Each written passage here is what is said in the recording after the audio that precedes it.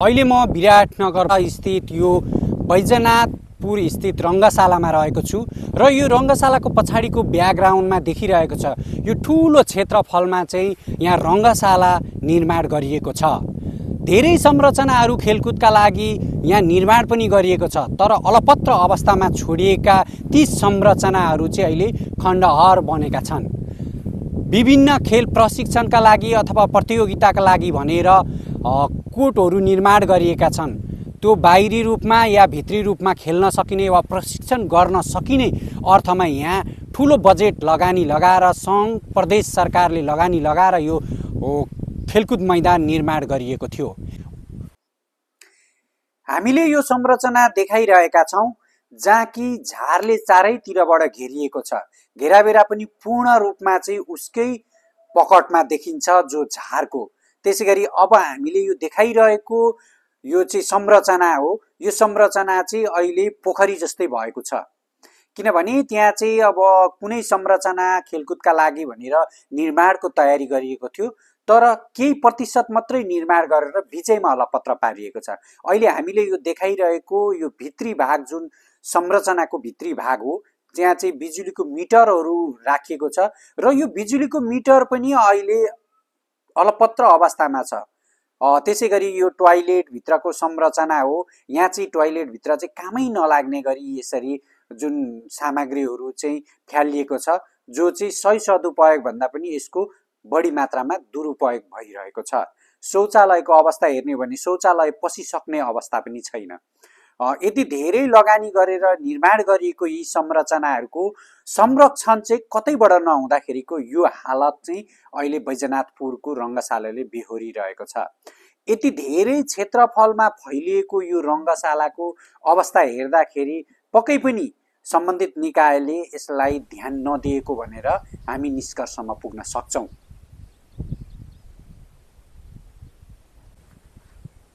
हामी यो पछाडिको भागमा देखिरहेका छौँ र तपाईहरुलाई देखाइरहेको छु।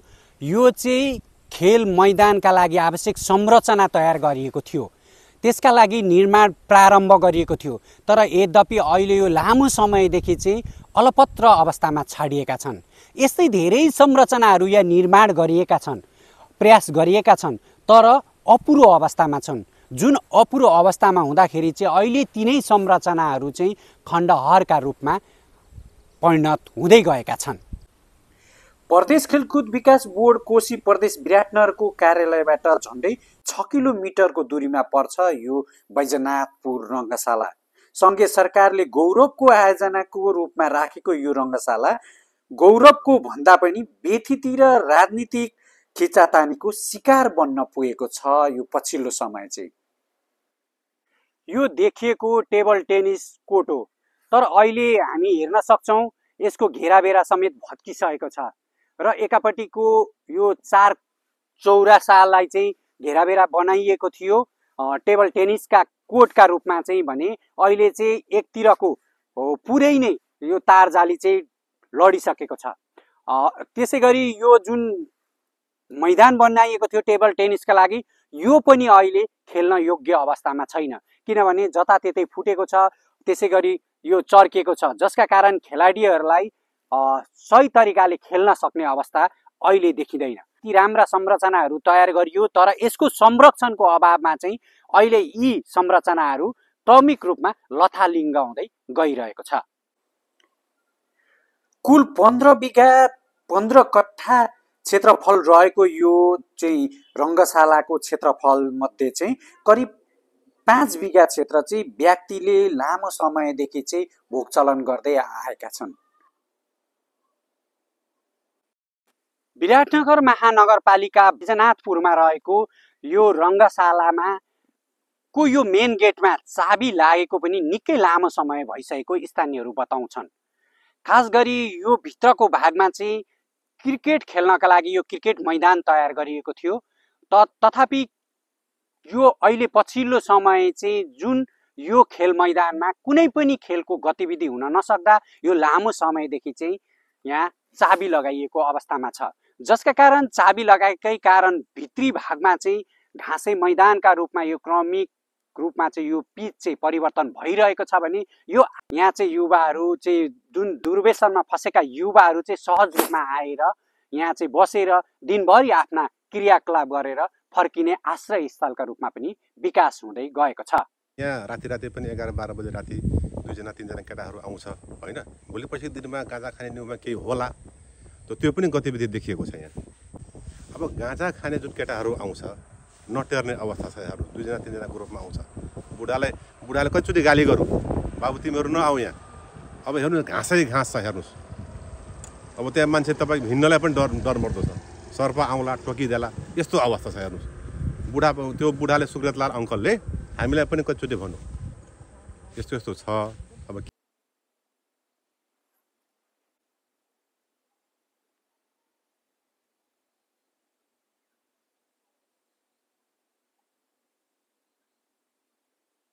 जिल्ला खेलकुद विकास समिति मोरङको स्वामित्वमा रहेको यो रङ्गशाला चाहिँ पूर्व प्रधानमन्त्री गिरिजाप्रसाद कोइरालाको पहलमा 2055 सालमा भव्य खेल पूर्वाधार बनाउनका लागि चाहिँ 81 लाख रुपियाँमा सो जग्गा खरिद गरिएको थियो।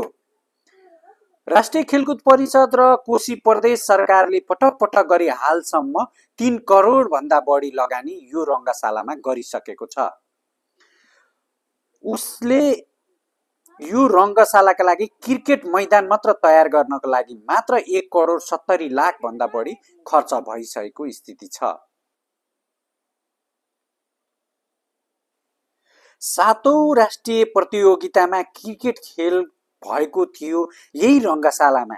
त्यसपछि खेलकुद गतिविधि अहिलेसम्म हुन सकेको छैन। खास गरी चाहिँ अब यहाँ चाहिँ खेलकुद गतिविधि गर्नकै लागि विभिन्न खालका खेलसँग जोडिएका चाहिँ संरचनाहरू निर्माण गरिएका छन्। जस्तै सुटिङ हल छ, टेबल टेनिस छ, क्रिकेट छ, फुटबल छ लगायतका चाहिँ खेलसँग जोडिएका ती संरचनाहरू तयार गरिएका छन्।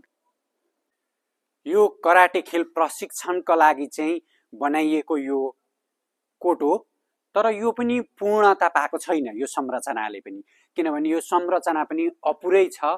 यसलाई चाहिँ आधा निर्माण गरिएर अलपत्र अवस्थामा छोडिएको छ।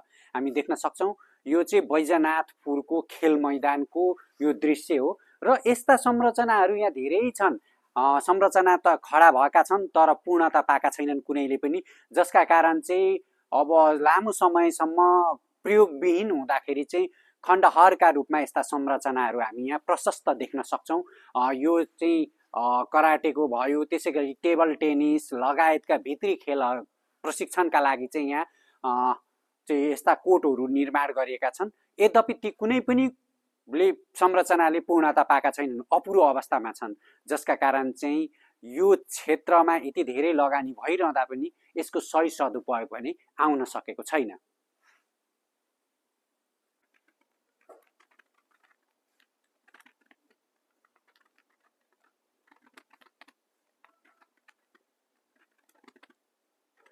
यो चाहिँ प्राथमिकतामा सरकारको प्राथमिकतामा नपरेको भन्नुपर्छ।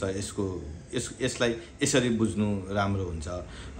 एउटा स्पोर्ट्स एकाडेमीको रूपमा यति धेरै चाहिँ जग्गा भएको ठाउँमा स्पोर्ट्स एकाडेमीको रूपमा यसलाई चाहिँ विकास गर्न सकेको भए यो एउटा ठुलो स्पोर्ट्स हबको रूपमा पूर्व क्षेत्रकै लागि पूर्वकै लागि एउटा हबको रूपमा यो विकास भएर जान सक्थ्यो। यसको भौतिक पूर्वाधारै नभइसकेपछि यो त्यो ठाउँमा विकासै हुन सकेन। अब राज्यले लगानी गर्न नसकेको भन्नु पर्यो।